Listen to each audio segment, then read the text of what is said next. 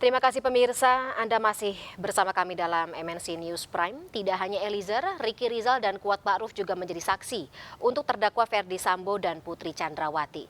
Hakim mencecar Ricky Rizal juga soal peristiwa yang terjadi di Magelang. Berbeda dengan Eliezer yang bersaksi seorang diri, Ricky Rizal memberikan kesaksian bersama dengan Kuat Ma'ruf. Sementara itu, Kuat Ma'ruf menceritakan terkait percecokan yang terjadi antara dirinya dengan Brigadir Yosua. Ia juga menguatkan kesaksian Sambo terkait perintah hajar, bukan tembak. Pada saat saudara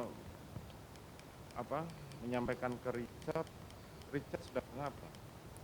Kita kembali pemirsa dalam dialog terkait dengan bagaimana Eliezer atau kesaksian Eliezer hari ini yang terlihat seperti skenario David versus Goliath sendiri melawan lawan-lawannya yang kesaksiannya berseberangan dengan dirinya. Masih bersama kami Bang Roni Talapesi, Pak Edwin Partogi Pasaribu, serta Pak Reza Indragiri Amril di MNC News Prime malam hari ini. Bang Roni, saya ulang lagi ya kembali pertanyaannya terkait dengan tadi pernyataan kembali oleh Kuat Ma'ruf yang disampaikan dalam persidangan bersama dengan Ricky Rizal yang entah kenapa disatukan secara berdua. Ini mengatakan Eliezer tetap menembak walaupun Ferdi Sambo hanya mengatakan hajar.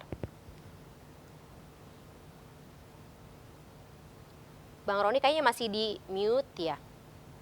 Dari awal kita meragukan keterangan dari Kuat Ma'ruf, Ricky Rizal. Catatan kami contohnya mereka sudah melihat sarung tangan, terus mereka mencabut keterangannya tanggal 18 Agustus secara bersamaan ketika mereka diperiksa bersama Ferdi Sambo satu ruangan. Itu catatan kami, itu membuat kami ragu terhadap dua saksi ini ya. Nah terkait dengan yang disampaikan oleh Kuat Ma'ruf dan Ricky Rizal, kemarin kalau Kuat Ma'ruf kita sudah menanyakan, Kuat Ma'ruf dalam pemeriksaan lie detector Anda, pertanyaannya Anda ditanya bahwa Anda melihat Ferdi Sambo menembak atau tidak, disampaikan saya tidak melihat, hasilnya apa? Berbohong gitu loh. Jadi kan ini sebenarnya sudah terlihat ya. Terkait dengan keterangan dari Kuat Ma'ruf dan Ricky Rizal, begini patokannya adalah peluru yang di badan almarhum Yosua itu identik dengan pistol dari Richard Eliezer. Tetapi serpihan peluru yang di kepala dari almarhum Yosua itu tidak identik dengan Richard Eliezer. Jadi nanti pas keterangan ahli ya nanti akan detailnya seperti itu. Oke. Iya Mbak Fani. Baik. Lagi-lagi memang ada beberapa kesaksian yang saling bertentangan satu sama lain, tapi ini kita harapkan agar bisa terbuka dalam persidangan seterang-terangnya seperti itu ya. Nah, Pak Edwin, saya juga penasaran terkait dengan keputusan dari LPSK yang mengabulkan permintaan Richard Eliezer sebagai justice kolaborator, sementara sebelumnya juga dikatakan menolak permintaan Putri Chandrawati untuk perlindungan seperti itu. Mungkin bisa diceritakan kenapa alasannya? Pada awalnya permohonan dari Ibu PC dan Bardae itu adalah sebagai Ibu PC sebagai korban dari dugaan perbuatan asusila dan Bardae itu kan sebagai target dari kasus pasal percobaan pembunuhan ya. Dari perkara pertama dengan istilah tembak menembak itu. Dua permohonan itu dari Ibu PC dan Bardae itu yang kami nyatakan kami tolak. Nah dalam perjalanannya kemudian kan tanggal 6 Agustus ada pengakuan baru dari Baradae ya yang merubah dari skenario lama ke hal yang memang disampaikan sebenarnya tentang peristiwa di Duren 3 itu seperti apa. Dan kemudian di tanggal 7 atau tanggal 8 Agustus ada permohonan perlindungan yang disampaikan oleh kuasa hukum Bardae kepada LPSK sebagai justice collaborator. Gitu. Jadi kalau di awalnya dia sebagai saksi korban dari percobaan pembunuhan, ya, yang kemudian permohonan berikutnya dia mengajukan permohonan sebagai justice collaborator. Nah di permohonan itu yang kemudian kami uji dengan keterangannya, yang dia kemudian menyampaikan bahwa yang benar seperti ini.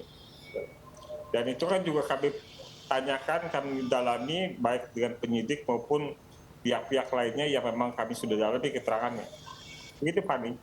Oke, tapi kalau misalnya mengkomparasi seperti apa ketika LPSK mereview apa ya katakanlah Eliezer dengan LPSK ketika mereview Putri Chandrawati, kesaksiannya, kemudian juga kesesuaiannya dengan BAP atau yang disampaikan adalah BAP, ini ada perbedaan nggak dari kacamata Pak Edwin?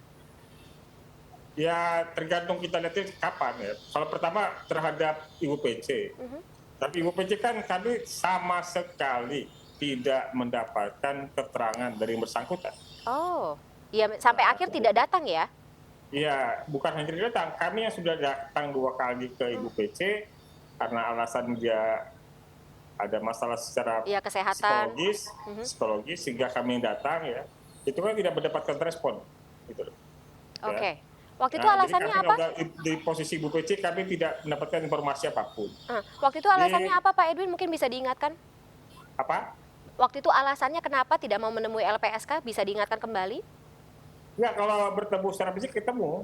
Oke. Bertemu secara fisik, tetapi tidak ada keterangan apapun yang kami peroleh dari Ibu PC. Baik. Gitu.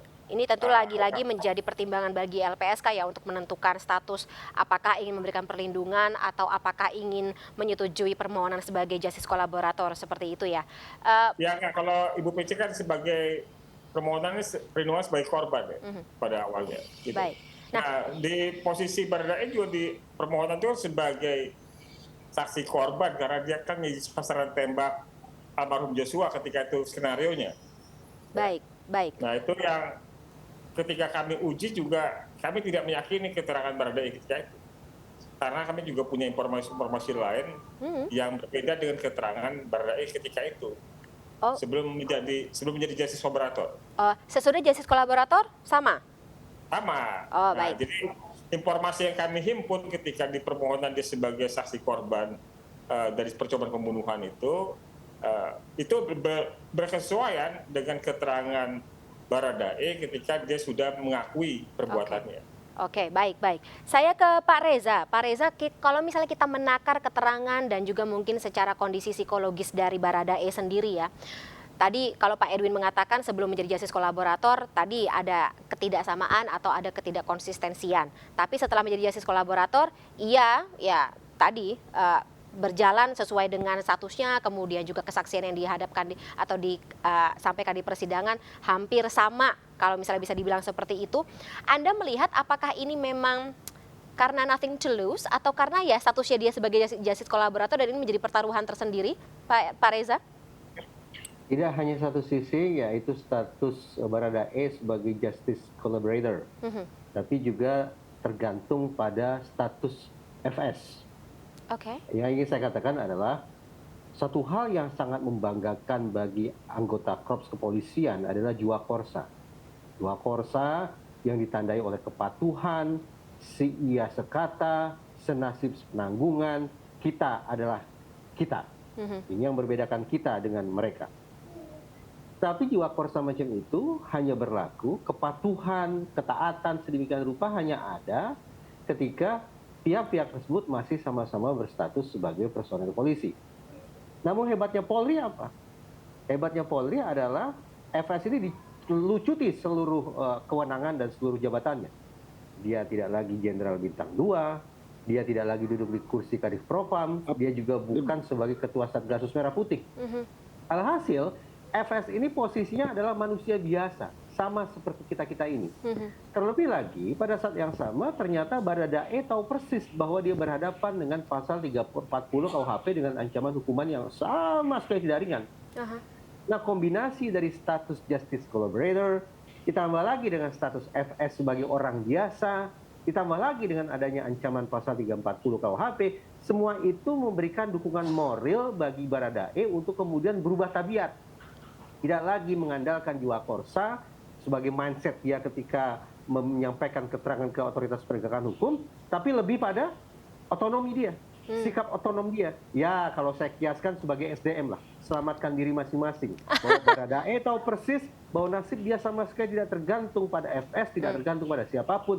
Dia yang harus berjuang semaksimal mungkin untuk lolos dari lubang jarum. I stand for myself only ya, Pak Reza.